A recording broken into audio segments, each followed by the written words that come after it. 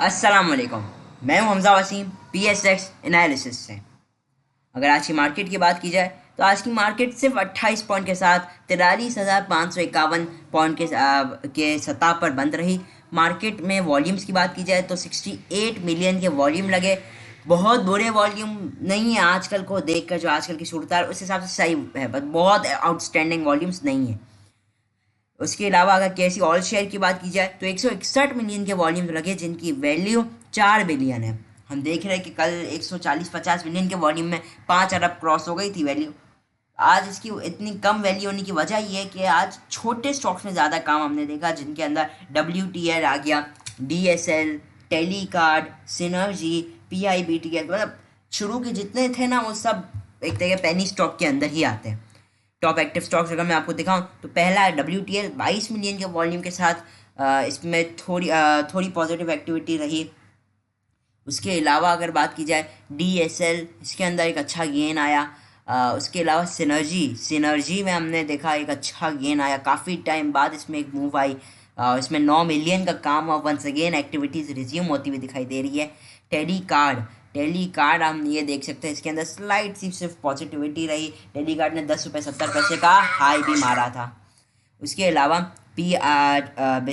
PIBTL काफ़ी लो side पे, इतनी एक्टिविटीज़ होने के बावजूद भी ये मज़ीद हाई साइड पे जाता हुआ नहीं दिखाई दे रहा। 6 रुपये 15 पैसे का इसने हाई भी मारा था। और इसमें चले आगे TRG की बात की जाए तो TRG के साथ साथ तमाम टेक्नोलॉजी सेक्टर, जिसके अंदर AVN आ गया। जैसे TRG ने सिर्फ 31 पैसे लॉस किया। इसके अलावा अगर AVN को देखा जाए तो उसने 86.93, तो ये भी सिर्फ 63 पैसे के साथ पॉजिटिव रहा। उसके अलावा अगर ऑक्टोपस की बात की जाए तो ऑक्टोपस भी सिर्फ 17 पैसे के साथ पॉजिटिव रहा। उसके भी अगर बात कर ली जाए तो नेटसॉल भी कोई खास एक्टिविटी नहीं दिखी, वो 1 रुपये 14 पैसे डाउन रहा। तो एज सच कोई हम लोग को टेक्नोलॉजी सेक्टर में कोई ऐसी अच्छी मूव नहीं दिखी। पी आर एल बहुत टाइम बाद इसमें हम लोगों को, बहुत टाइम तो नहीं लेकिन एक बहुत अच्छी मूव हम लोग को देखने को मिली। इसकी वजह हम जानते हैं, न्यूज़ेज आ रही थी रिफाइनरी के हवाले से कि इलेक्ट्रिक बहुत डाउन साइड पे आ चुका है। बेल के राइट शेयर अच्छे खासे माइनस रहे और यूनिटी एक बेहतरीन गेन देता हुआ नज़र आया। इसके अलावा अगर मैं बात कर ली जाए इंटरनेशनल मार्केटों की, तो इंटरनेशनल मार्केट्स में सबसे पहले हम देख लेते हैं कमोडिटीज़ प्राइसेस। तो कमोडिटीज़ प्राइसेस में क्रूड ऑयल $110 पे आ चुका है। एक लो मतलब एक हाई लगाने पर $116 से ऊपर ट्रेड हो रहा था, अब जाके $110 पे वापसी आया है। उसके अलावा करंटली अमेरिका की मार्केट नेगेटिव परफॉर्म कर रही है। अगर आज इंडिया की मार्केट की बात भी करें वो भी 40% 0.4% डाउन रही, तो कोई खास एक्टिविटीज़ नहीं है। अब देखिए, अब आपकी क्या स्ट्रेटेजी होनी चाहिए, टेक्निकल लेवल्स क्या बनेंगे, उस हिसाब से इंशाल्लाह आप लोगों को बताया जाएगा। कल की आपको क्लियरली आपको कल की वीडियो में बता दिया गया था कि मार्केट आपकी कैसी परफॉर्म करेगी, और अल्लाह का शुक्र है मार्केट ने वैसा ही परफॉर्म करा। ये देख सकते हैं, ये कल की वीडियो मेरी कोई आदत नहीं होती कि मैं बार बार यूँ करूँ, लेकिन चले आज मेरे पास सामने यूट्यूब था तो मैंने जल्दी से खोल के दिखा दिया। वरना अल्लाह का शुक्र हमारी तकरीबन कॉलें अल्लाह का शुक्र है हमारी सक्सेसफुल रहती है। तो ये कल की भी आप देख सकते, तो कल आप लोग खास बता दिया गया था लेवल के मार्केट देखे, मार्केट बंद किधर हुई थी 500 के लेवल पे। आप लोग को क्लियरली इंडिकेट कर दिया गया था कि 608 से लेकर 758 तक आपने सेलिंग लेवल करना है, उधर से मार्केट एक टर्न बैक ले लेगी। ये कल आपको बनाकर दिखा दिया गया था। अल्लाह का शुक्र है मार्केट ने वैसा ही परफॉर्म किया अभी तक। अब क्या करना है, अब क्या आप लोग के लिए मार्केट में बेसिकली वो रहेंगी स्ट्रेटजीज, उसके हवाले से आज हम मंडे के हवाले से बात करेंगे मार्केट में। तो ये है आज की कैंडल, और आज वीक क्लोजिंग भी था, तो वीकली बेसिस के हिसाब से भी देखें तो एक अच्छा वंस अगेन रिकवरी हम लोग को देखने को मिल रही है। इस वीक में मार्केट ने पूरे के पूरे 521 पॉइंट क्या देखे तो गेन किए है। पिछला वीक काफ़ी नेगेटिव गुजरा था, तो इस हवाले से मार्केट ने एक अच्छा हम लोग को एक रिकवरी शो की है। उसके अलावा मार्केट की क्लोजिंग बहुत अच्छी रही है, लेकिन still week on week basis पे मार्केट न्यू लोस बना रही है। उसके अलावा डेली टाइम फ्रेम की बात की जाए अगर मार्केट की, तो डेली के टाइम फ्रेम में आज मार्केट ने डोजी बनाई है। कल की निस्बतन वॉल्यूम्स में बेहतरी आई है, और मार्केट में आज देखा जाए तो पहले सेशन में अच्छी एक्टिविटीज़ देखने को मिली। पहले सेशन के बाद जो दूसरा सेशन वो कम्प्लीटली डल था, कोई मज़ेदार एक्टिविटी नहीं देखने को मिली। वो आपको मैं 15 मिनट के टाइम फ्रेम से दिखाता हूँ। अब आप ये देख सकते हैं मार्केट की सूरत हाल। ये देखें, कल मार्केट आपकी जो लो मारा था मार्केट ने तकरीबन 42,936 का, उधर से नॉन स्टॉप तेज़ी हुई किधर तक, मार्केट की 633 तक।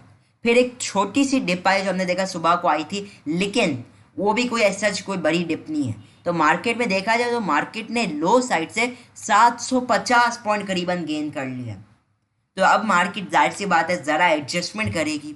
तो जब कभी ऐसा हो जाए, आप लोग बताया जा रहा था कल भी, जैसे ग्राफ्स ओवर बॉट है तो मार्केट अच्छी खासी गेन कर चुकी, तो आपकी कोशिश होनी चाहिए कि द प्रॉफिट बुकिंग ज़रूर करें। वही हम देख रहे हैं, ये सब प्रॉफिट बुकिंग का भी साइकिल चलेगा। अब इस साइकिल के जो सपोर्ट लेवल्स आएंगे वो आप लोग के सामने मैं रख देता हूँ। पहला स्ट्रॉन्ग सपोर्ट लेवल आपका आएगा 43,400। ये आपके लिए इंतहाई स्ट्रॉन्ग लेवल रहेगा। मैं आपको इधर लगा देता हूँ, इंतहाई मतलब एग्जैक्ट 400 का ये फिगर आ रहा है। मतलब मैंने जो कैलकुलेशंस की हुई होती है हमारी बैक हैंड पे, तो वो 400 के पास का एग्जैक्ट लेवल आ रहा है 400। तो 400 आप समझ लीजिए इंतहाई लेवल, इंतहाई स्ट्रॉन्ग लेवल। जहाँ पे एक और सपोर्ट लेवल आएगा 43,500 का, जो मार्केट हम लोग को ऑनर करते हुए दिखाई दे रही थी आज।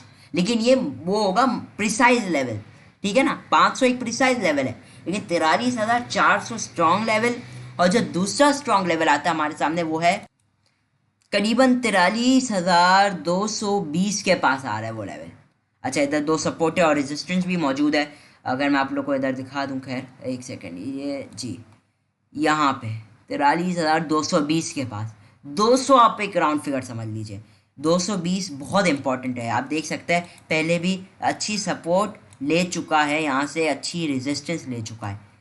तो बस बात ये कि इन दोनों लेवल की अपने आप में एक इम्पॉर्टेंस है। अभी मार्केट बेसिकली जो एक्यूमुलेशन एरिया बन सकता है मार्केट का, वो पॉसिबली वो 300 से 200 की रेंज में बनने के चांसेस होंगे। अब भी याद रखिए 400 इम्पॉर्टेंट लेवल है। उम्मीद यहाँ से बढ़ी है कि यहाँ से एक मार्केट अच्छी रिकवरी शो कराएगी। लेकिन जी हाँ, अगर ये ब्रेक होता है, ब्रेक होगा तो आपके पास 43,200 मार्केट बस नेक्स्ट स्ट्रॉन्ग सपोर्ट आएगी। बीच में 300 भी है, वहाँ पे 300-200 एक अच्छा बेसिकली सपोर्ट लेवल आ जाता है। अब रेजिस्टेंस लेवल की बात करते हैं, और रेजिस्टेंस लेवल में जो पहला रेजिस्टेंस लेवल है, प्रिसाइजली बात की जाए तो 43,600, ये पहला इम्पॉर्टेंट रेजिस्टेंस लेवल अब भी रहेगा 600, ठीक है ना। लेकिन जिसके ऊपर कुछ बेहतरी देखने को मिलेगी वो 43,700 और 43,000 आप समझ लीजिए 700 दूसरा है। वैसे तो 43,750 का लेवल है कि अगर वो ब्रेक हो जाएगा फिर तो इंशाल्लाह मार्केट में हम एक अच्छी बेहतरी देख पाएंगे। फिर वो मार्केट कम हो सकता है 44,100 से लेकर 44,400 भी आते हुए देख लें, ठीक है ना। लेकिन उसके लिए शर्त ये है कि मार्केट 44,700 को मेंटेन रखे, तो ये एक थोड़ी गुंजाइश बन पाएगी तभी, ठीक है ना। अभी जो पहला रेजिस्टेंस लेवल है 43,700 से 750 समझ लीजिए, बहुत इंपॉर्टेंट लेवल है। उसके बाद अगर आप कोई लेवल देख रहे हैं तो उसके बाद जो लेवल है हमारे पास वो 44,000 बेसिकली आप कह सकते हैं 44,000 और 43,900, ये आपके लिए फिर नेक्स्ट रेजिस्टेंस लेवल रहेंगे। 900 मतलब के 43,950 से 44,000। तो ये जितने भी लेवल है मैं एक आखिरी बार रिकॉल कर लेता हूँ क्योंकि सबकी इंपॉर्टेंस अपने आप में एक है, ठीक है ना। मैं आपको एक बार तरतीब से समझा दूँ। 43,400 पहला स्ट्रॉन्ग सपोर्ट लेवल, बीच जब प्रिसाइज लेवल आता है 43,000 बेसिकली 43,500 का, ठीक है। 43,500 जो है आपका वो माइनर सपोर्ट लेवल है। स्ट्रॉन्ग सपोर्ट लेवल 43,400 और 43,220 या 200। रेजिस्टेंस लेवल की बात कर ली जाए तो 43,700 से 750 पहला रेजिस्टेंस लेवल, दूसरा 43,950 से लेकर 44,000, बस ये लेवल हो गए। बाकी दो आ जाते हैं ऊपर 44,100 और 44,300, ठीक है। होपफुली आप लोगों को क्लियर हो गया होगा। अब मैं चलता है थोड़ा सा मार्केट को अगर आवली टाइम फ्रेम पे देखें, बस 10 मिनट तक ही हम यूजुअली करते हैं। सारी चीज़ें। तो देखिए मैंने इधर एक ट्रेंड लाइन ड्रॉ की हुई है। अब ये देख सकते हैं ट्रेंड लाइन की मार्केट को एक अच्छी रेजिस्टेंस मिल रही है, ठीक है ना। हाँ, अगर ये ट्रेंड लाइन का एक अच्छा ब्रेकआउट हो जाता है पॉजिटिव साइड पे और मार्केट 43,700 ब्रेक कर लेती, तो उम्मीद ये होगी कि इंशाल्लाह मार्केट आपकी यहाँ से मजीद हाई साइड पे मूव कर जाए। नहीं तो मार्केट आपकी यहाँ से मुड़ सकती है 43,400 से लेकर 43,200 तक मार्केट के अंदर गुंजाइश होगी। हाँ, और 43,200 अगर ब्रेक हुआ फॉर लाइक एनीथिंग, तो फिर आपको मैं बता दूं, फिर आपने सब्र कर जाना है। सब्र से मुराद ये कि फिर आपने वापसी वही 43,000 से 42,900 के लिए रुक जाना है, या उधर भी खैर एक्यूमुलेशन तो की जा सकती है। तो ये होपफुली आप लोगों को सही तरीके से समझ में आ गया होगा। आवरली टाइम फ्रेम में मार्केट में जो RSI है उसके अंदर थोड़ी गुंजाइश मौजूद है अभी अपनी रैली तो नहीं, बेसिकली तो एक अपसाइड को कंटिन्यू रखने के लिए। उसके अलावा जो मैं आपको ट्रेंड लाइन दिखाता, ये ट्रेंड लाइन है। हाँ, अगर इसका अच्छी तरीके से एक ब्रेकआउट मिल जाता है तो मजीद अपमूव आप देख पाएंगे मार्केट में। देखिए अभी मेरी क्या सजेशंस है, मैं यही समझता हूँ कि हाई साइड पे खैर अब तो बेचने का टाइम, या खैर अभी बाकी मार्केट हाई साइड पे जाए तो बेचना भी चाहिए। डिप्स पे आप हल्की हल्की एक्यूमुलेशन भी कर सकते हैं। मार्केट बेसिकली एक पूरे रेंज में ये चल रही है, बहुत बड़े रेंज में चल रही है ये मार्केट। तो इस रेंज का बेसिकली मैं समझता हूँ फ़ायदा उठाना चाहिए। अभी ये कि जो सपोर्ट और स्ट्रॉन्ग लेवल्स बता दी गए उनके ऊपर काम कीजिए, ठीक है। इसी के साथ अभी हम आपके कमेंट भी लेंगे और इंशाल्लाह देखते हैं कि अब मार्केट में क्या नेक्स्ट गुंजाइश होगी। जी देखिए जी, तो नुमानुल्लाह ने पूछा है, सर OGDC का बाइंग जोन क्या बनता है? इट इज़ ऑन 83, बाय करें या अभी वेट? OGDC बहुत अच्छा स्टॉक है, इन्वेस्टमेंट पर्पसेस के लिए बहुत अच्छा है, लेकिन ये शेयर को बहुत रखना भी मैं नहीं समझता। ट्रेडिंग करनी अच्छी बात है कि अगर आप ट्रेडिंग करें तो एक बहुत अच्छा आपको रिटर्न मिल सकता है।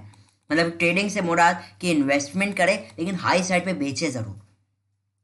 देखिए अब जो चीज़ आ रही है बेसिकली, तो सबसे पहली चीज़ तो ये कि इसके अंदर बहुत अच्छी डाइवर्जेंस आ रही है, ठीक है ना। यहाँ पे अगर आप देखेंगे तो यहाँ पे मेरे हिसाब से आप इसमें इंट्रा डे तो ठीक है, स्विंग ट्रेडिंग बेहतरीन बन सकती है। ये देखिए ये जो लेवल बन चुका है, मैं आपको इधर बेसिकली रेक्टेंगल शो करूँ तो बाइंग यहाँ पे बन सकती है, ठीक है ना। OGDC आप ये देखिए ये एक लाइन के ऊपर सपोर्ट लिए जा रहे हैं। कौन सी ये लाइन है? 82 के पास, 82 से 83, और RSI आपके पॉजिटिव डाइवर्जेंस बना रहा है, ठीक है। तो यहाँ से हल्की हल्की एक्यूमुलेशन स्टार्ट कर दें। यहाँ पे जैसे 5,000 शेयर ले रहे हैं अगर आप, तो 2,000 अभी डाल दीजिए। और इसका जो दूसरा स्ट्रॉन्ग लेवल है, स्ट्रॉन्ग सपोर्ट लेवल, वो 81.8 भी है। तो कुछ इधर डालें, अल्लाह ना करे अगर मार्केट मजीद डिप ले तो फिर आप उधर कुछ डालिएगा। तो ये लेवल बहुत अच्छे है OGDC के लिए, ठीक है ना। तो इन लेवल्स के ऊपर डालिए। 82 पे कुछ, 81 पे कुछ खरीदे, कुछ 80, 78, तो कुछ खरीदे, और फिर एक साथ आपको देखिएगा इंशाल्लाह एक महीने के अंदर ये आपको 10% गेन भी दे सकता है, ठीक है। तो लेकिन ये कि वो मार्केट के हालात के ऊपर डिपेंडेंट है, लेकिन ये जिस रेटों पे आया ना, ये बहुत ही यकीन माने एक अच्छा स्ट्रॉन्ग लेवल ही साबित हुआ है। उसके अलावा अगर थोड़ा सा और इसे देखें हम लोग, तो जब से इसने ये एक्स हुआ है, बेसिकली जब से ये एक्स हुआ है, तो उसके बाद इसमें हमें कोई अपमूव नहीं आई है, ठीक है ना। तो ये भी पॉसिबिलिटी, बड़ी रिकवरी भी आपको दिख जाए 88 और उसके ऊपर तक। तो यहाँ पे मुझे इसमें एक अच्छी बाइंग दिख रही है। तो कोशिश मैं यही समझता हूँ कि इधर हम बाइंग का बिल्कुल देखना चाहिए इधर। तो ठीक है, ये लेवल्स है सारे 82, 81, 78, सब पे कुछ बाइंग करते रहिए, ठीक है ना। लेकिन एक साथ कभी बाई नहीं कीजिएगा। एक साथ बाई करना, क्योंकि आपने अभी कुछ बाई कर लिया मान लीजिए 82 पे और ऊपर चला गया तो फौरन ही आप बेच दे माल, ठीक है ना। 82 पे बाई किया, 84 हो गया, फौरन बेच दे माल। वो नहीं करे कि भाई मैंने क्यों नहीं खरीदा, बेच दे माल, कोई मसला नहीं है, प्रॉफिट तो हो रहा है ना। अल्लाह ना करे थोड़ा नीचे भी चला गया तो आपने पूरा पैसा थोड़ी ना डाला है, आप नीचे मजीद डाल देंगे, और नीचे फिर मजीद नहीं, फिर 25% जैसे जो बाकी होगा ना, 50% है, फिर 25%, फिर 25%, यूँ करके करें, बेहतरीन प्रॉफिट होगा। Brother good work, keep it up, thank you मियां निसार अफजल साहब। फिर आता है अहमद तारिक साहब, sir ji FFL and PEL के बता दे। देखिए FFL का बता दे तो पेल, देखिए मैं जब ही एनालाइज करूँगा जब इसके राइट शेयर्स का इशू खत्म होगा, उसके बाद ही मैं इसमें करूँगा, ठीक है ना। मैं पहले भी बोल चुका FFL को जी बिल्कुल एनालाइज कर देता हूँ। तो ये देखा जा सकता है कि FFL एक लंबे अरसे के लिए, मैं मतलब कि आवली टाइम फ्रेम पे देखे काफ़ी दिनों से ये एक इधर एक बेसिकली कहा जा सकता है एक एक्यूमुलेशन फेज के अंदर है। अब इस फेज में ये कि इसमें भी पॉजिटिविटी डाइवर्जेंस बहुत अच्छी बन रही है। ये जो लेवल पे आया वो भी काफ़ी अट्रैक्टिव है, ठीक है ना। इधर 7 रुपये 61 पैसे है, तो मेरे हिसाब से 7 रुपये 20 पैसे के स्टॉप लॉस के साथ आप ट्रेड ले सकते हैं। लेकिन वन सेकेंड मैं वही बात करूंगा कि ये जो है ना, ये FFL ये बहुत स्लो मूवर स्टॉक है, बहुत स्लो मूवर। तो ये आपको इतना जल्दी रिटर्न नहीं दे पाएगा जितना आपको बाकी स्टॉक देंगे। तो इसमें वो उस तरीके की बाइंग रिकमेंड नहीं है, स्लोली ग्रेजुअली आपको गेन दिखा सकता है। लेकिन जी हाँ, ये अभी इसमें भी काफ़ी बाउंस बैक रखने की ताकत ज़रूर है। हाँ, अगर ये 7 रुपये 20 पैसे है, जब तक ये तोड़ता नहीं है तो ये इंशाल्लाह यहाँ से एक अच्छा बाउंस बैक कर सकता है। बाकी तो ये है ही कितने लंबे डाउनफॉल के अंदर। तो अभी बस इतना ही है, बहुत स्लो मूवर है। स्विंग ट्रेडिंग में भी लोग अक्सर औकात इसमें फंस जाते हैं। डेली के टाइम फ्रेम में देखा जाए तो बहुत अच्छे सपोर्ट लेवल पे, अच्छा 6 रुपये 70 पैसे। इसके नीचे अगर ये मैंने आपको 7 रुपये 20 वाला पहला स्टॉप लॉस बताया, वो उनके लिए जो शॉर्ट टर्म ट्रेडिंग कर रहे हैं, जो थोड़ा और लॉन्ग जाना चाह रहे हैं, वो पे अपना स्टॉप लॉस 6 रुपये, ये जो इसने लो मारा हुआ है बेसिकली 6 रुपये 81 पैसे मारा है लो, तो आप 6 रुपये 70 पैसे अपना स्टॉप लॉस रख सकते हैं, ठीक है। तो होपफुली इतना क्लियर हो गया होगा। अभी हम चलते हैं नेक्स्ट स्टॉक की तरफ। वो है काइंडली CRTM एंड CSAP का व्यू बता दें। देखिए CRTM क्रिसेंट, ये कौन सा, जी क्रिसेंट टेक्सटाइल में टेक्सटाइल की बात आ गई मेरे। चले अभी इधर हम चलते, पहले डेली के टाइम फ्रेम में देख लेते हैं। देखिए ये वंस अगेन बेहतरीन लेवल्स के ऊपर आया हुआ है क्रिसेंट टेक्सटाइल मिल। इधर न्यू एक्यूमुलेशन का कुछ सोचा जा सकता है। अच्छा, इसकी अर्निंग की अगर बात की जाए तो ठीक है, अर्निंग में भी अच्छा इजाफा आया है, 2.5 रुपये से क्वार्टरली की, और भी इसने इस क्वार्टर भी 2.5 रुपये की, ठीक है। नो मसला, कोई इसमें यूँ तो मसला नहीं आ रहा, सही है। 1 रुपये, ठीक है, गुड हो गया, तो सही है। ये इधर कोई ऐसा कोई इशू नहीं नज़र आ रहा CRTM में, और इसके अच्छे सपोर्ट लेवल्स भी है। तो न्यू एक्यूमुलेशन ज़रूर देखी जा सकती है। वंस अगेन इसका आपने जब कभी इस स्टॉक को बाय करेंगे CRTM को, एक बात याद रख लीजिए, इसमें आप 2,500 से ज़्यादा शेयर नहीं लेंगे। मैं जानता हूँ बहुत कम कीमत है, लेकिन मसला ये इसे बेचने में मसला आ जाता है। छोटे शेयर है ना, चले बहुत बहुत आपका दिल चाहता है 5,000 ले, वो आहिस्ता आहिस्ता करके हाई साइड में जब 500 करके बेचते रहे, इसमें बेचना बड़ा मुश्किल होता है इन शेयरों में, ठीक है ना। लेकिन ये अच्छा है, यहाँ से एक आज अच्छी मूव दे सकता है ज़रूर। अभी CRTM हार्डली ओवरसोल्ड के बाद इसके अंदर भी बाउंस बैक की गुंजाइश ज़रूर है। 20 रुपये लगता है ऐसा कि अभी मैं आपको अगर लेवल्स बताऊँ एग्जैक्ट, तो बेसिकली जो लेवल्स आ रहे हैं वो है, तो इसका जो लेवल है 20 रुपये से लेकर 21 रुपये तक, इंशाल्लाह उम्मीद है कि यहाँ से ये मूव कर सकता है, अगर ये 18 रुपये का लेवल ब्रेक नहीं करता, ठीक है। अभी 18 रुपये 50 पैसे, तो 50 पैसे के स्टॉप लॉस के साथ आप ट्रेड ले सकते हैं। स्टॉप लॉस ना भी लगाए तो ये कि कम शेयर ले तो आपको कोई टेंशन ना हो, क्योंकि इसमें ज़्यादा शेयर के साथ आपने कभी काम नहीं करना, और ये इन्वेस्टमेंट स्टॉक ज़्यादा बेहतर है आपके लिए। दूसरा आपने क्या होता है CSAP क्रिसेंट एलाइड प्रोडक्ट है, अगर मैं गलत नहीं हूँ तो हम CSAP को भी एनालाइज कर लेते हैं। तो ये भी मैं CSAP देख रहा था, क्रिसेंट स्टील एलाइड प्रोडक्ट्स। तो ये मुझे काफ़ी, इसने मुझे बेसिकली सरप्राइज किया। तो देखिए देखिए, एक तो ये बात है कि ये एक है इन्वेस्टमेंट स्टॉक, ठीक है, ट्रेडिंग के लिहाज से भी सही है, लेकिन इसमें भी वही बात है, कम वॉल्यूम ले, इसमें आप चले 5,000 तक तो जा ही सकते हैं। 5,000 तक तो आप इसमें इजीली ले ही सकते हैं बेसिकली। 5,000 10,000 भी शेयर ले सकते हैं, लेकिन वो बात इसमें फिर भी कम काम होता है। तो अगर आपके पास कोई अर्जेंट मनी आया तो फिर आपको नीचे बेचना पड़ जाएगा। इसकी अर्निंग्स बहुत अच्छी लगी मुझे। अर्निंग्स में जो इसने इजाफा किया है, दूसरे क्वार्टर में 12 रुपये अर्निंग्स इसने कर ली। ऑल्दो सेल्स में कोई ऐसा बढ़ावा नहीं आया, लेकिन इसने प्रॉफिट आफ्टर टैक्सेशन में अपने आप को बचा लिया है, जिसकी वजह से EPS में इसने एक बहुत ज़्यादा इजाफा किया है। तो ये कोई 2021 के मुकाबले में अगर आप देखें तो ये कोई इसने सेल्स में कुछ ऐसा नहीं करा है। जैसे ये 7 मिलियन की सेल इसे 2021 में की है, फिर भी 4.5 रुपये इसकी अर्निंग है, और इस साल ये तकरीबन 2.5 मिलियन की सेल्स की, उसकी अर्निंग 11 रुपये चल रही है। तो ये बहुत उस तरीके का नहीं है। हाँ, इसकी बुक वैल्यू अच्छी है, और इसके अलावा इसमें ये बेहतर कंपनी है, तो ये कुछ टाइम के लिए आप बिल्कुल इसे होल्ड किया जा सकता है। तो बस ये कि ठीक है, ये जिस लेवल पे आया हुआ है CSAP भी, तो ये भी एक अच्छे सपोर्ट लेवल्स पे है ना। 36 से लेकर करंट रेट तक 40 तक ये अच्छा एक्यूमुलेशन बन सकता है, अच्छी डाइवर्जेंस भी बना देगा इंशाल्लाह। यहाँ से आपको अगर बात की जाए मूव की, तो ये आपको कितनी मूव दिखा सकता है, वो बना सकता है आपको उम्मीद ये है कि इंशाल्लाह अगर अब फाइनली अब ये 37 नहीं ब्रेक करता, यहाँ से 43 से 47 की तरफ मूव करता हुआ आपको ये दिखाई दे सकता है। हाँ, अगर वो तोड़ेगा 37 तो वह नया लो ज़रूर मार सकता है। ISL एनालिसिस, ISL भी नो डाउट अमेजिंग कंपनी है। Steel sector, cement sector, refinery sector और आपका ऑटो सेक्टर यहाँ पे एक्यूमुलेट करना चाहिए इन लेवल्स पे। अच्छा देखिए, इसकी भी बात की जाए तो बहुत अच्छा है ISL, इधर आप लोग देख सकते हैं, बिल्कुल कंसिडर करना चाहिए इधर। इसने डिविडेंड भी दिया हुआ है। अच्छा, इसकी एक्स डेट कब है? एक्स डेट है 2/11/2000। हाँ, तो इसकी बेसिकली टाइम है एक सेकेंड, सॉरी, उसने पुराना डिविडेंड दिया हुआ था। ठीक है, इधर ये बहुत अच्छा है। इधर ISL भी इसके जो लेवल्स हैं वो है, इसका भी 62.5 से 67 की रेंज बन सकती है। इसका जो लेवल है बेसिकली डाउनफॉल का 50, बेसिकली जो उसने लो लगाया 54.7, इधर अपना स्टॉप लॉस प्लेस कर सकते हैं। अच्छी डाइवर्जेंस है, एक अच्छी बाइंग भी मुझे इधर नज़र आती है। इन्वेस्टमेंट माइंडसेट के अंदर से भी इसमें घुसा यहाँ पे जा सकता है। क्या ही सपोर्ट लेवल और रेजिस्टेंस लेवल पे है ये। ठीक है, अब नेक्स्ट स्टॉक की तरफ चलते हैं। बहुत लंबी हो रही है वीडियो, मसला ये है। वेल डन, पलवाशा चौहान ने कहा है, हमजा अल्लाह पाक आपको दोनों जहाँ में कामयाबी अता फरमाए। थैंक यू, आमीन। बैग तारिक साहब ने बोला है, थैंक्स हमजा, जज़ाकल्लाह, थैंक यू। हमजा भाई, please tell me about Cosmos if bad news affect on market, how much Cosmos go down. Cosmos, चले मैं आपको बताता हूँ।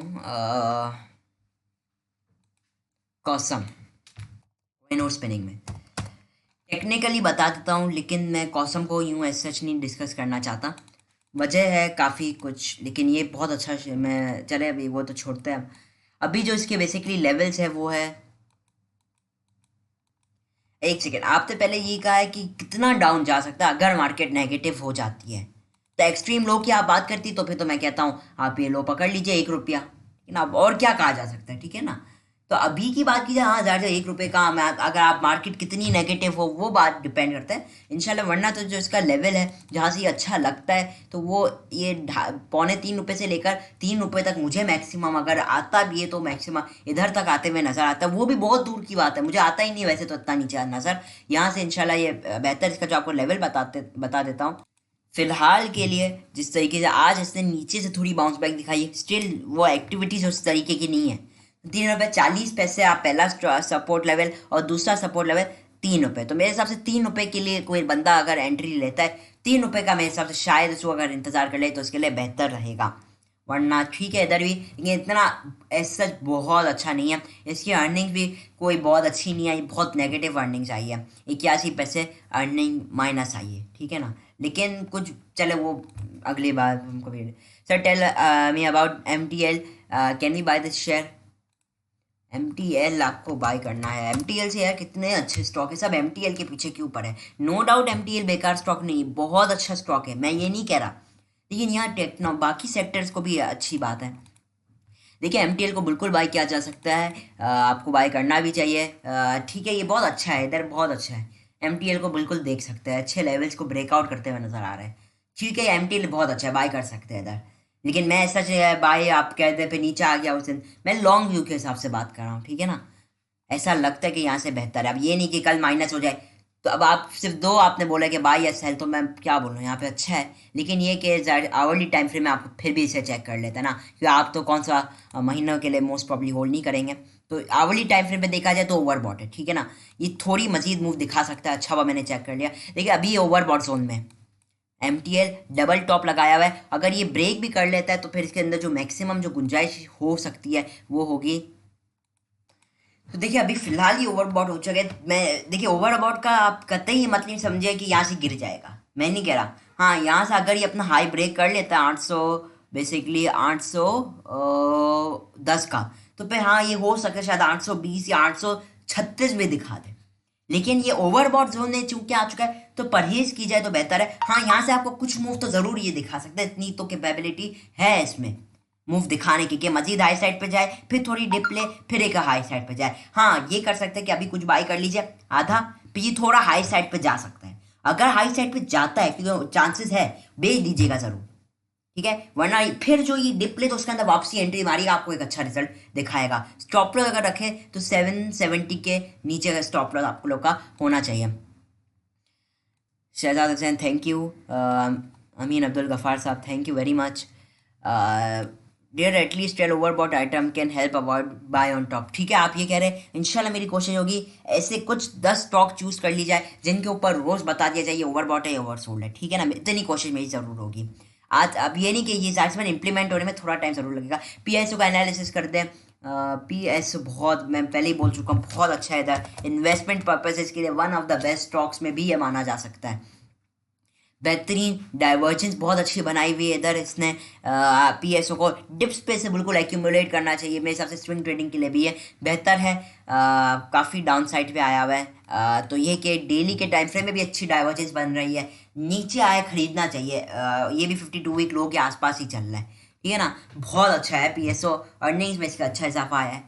अब नेक्स्ट चलते हैं, तो पीएसओ बस इतना ही मैं क्या कहूँ, पीएसओ ओवर सोल्ड है काफ़ी। ठीक है ना, पीएसओ काफ़ी ओवर सोल्ड है, जिसके अंदर एक गुंजाइश बन सकती है। और अगर मैं इसे आवरली टाइम फ्रेम में देखूं तो आवरली टाइम फ्रेम में बाइंग डाइवर्जेंस भी निकल के आ रही है। और अगर मैं इसे 15 मिनट के टाइम फ्रेम में देखूं तो 15 मिनट के टाइम फ्रेम में ठीक है, इधर इसमें बाइंग बिल्कुल कर सकते हैं। इसके जो लेवल्स आप लोग को बता दूं तो वैसे तो ये कि आखिरी कैंडल में इसमें बड़ा प्रेशर हम लोग को देखने को मिला है। तो अभी ये कि ये है अच्छे लेवल पे, लेकिन थोड़ा नीचे, जैसे कि अगर ये 150 के पैसे या 155, तो अगर ये आता है, जैसे अभी 156 है, नीचे अगर थोड़ा मिल जाए तो बहुत अच्छा है। वरना यहाँ पे भी अच्छा है, इधर डाइवर्जेंस ये ज़रूर बना रहा है। बाकी वो हम चले वो आगे, हमजा भाई एएससी पर एनालिसिस करें। अल शहीर कॉर्पोरेशन, इसका शायद रिजल्ट भी आया था जो बहुत अच्छा नहीं आया था, जहाँ तक मुझे याद है, अभी चेक भी कर लेंगे वो। अल शहीर कॉर्पोरेशन, बस ये आखिरी शेयर है, बहुत लंबी वीडियो हो गई जी। इसकी काफ़ी नेगेटिव अर्निंग आई थी, जिसकी वजह से काफ़ी नेगेटिव हो चुका है। ठीक है ना, उसके बाद मुसलसल ये डाउन ट्रेंड के अंदर है। अभी डाउन ट्रेंड में इसकी कमी हल्की हल्की देखने को मिल रही है, लेकिन ये बिल्कुल नहीं जा सकता, क्या कहा जा सकता है कि इसकी बिल्कुल ख़त्म हो गई है। ठीक है ना, नई एंट्री के लिए कोई कह रहा है तो देखिए, अब ये जिस हिसाब की अर्निंग आई तो वो तो इस हिसाब से इतना अच्छा नहीं लगा, लेकिन ये कि हल्का हल्का एक्यूमुलेट कर सकता है। लेकिन इससे बेहतर स्टॉक्स मौजूद है मार्केट में, जो लेकर बैठा हुआ है वो होल्ड करने के अलावा उसके पास क्या और चाह रहा है, कोई और ओपिनियन ही नहीं है उसके पास। ठीक है ना, इसी के साथ इजाज़त चाहता हूँ। मैं हूँ हमजा वसीम, PSX एनालिसिस से।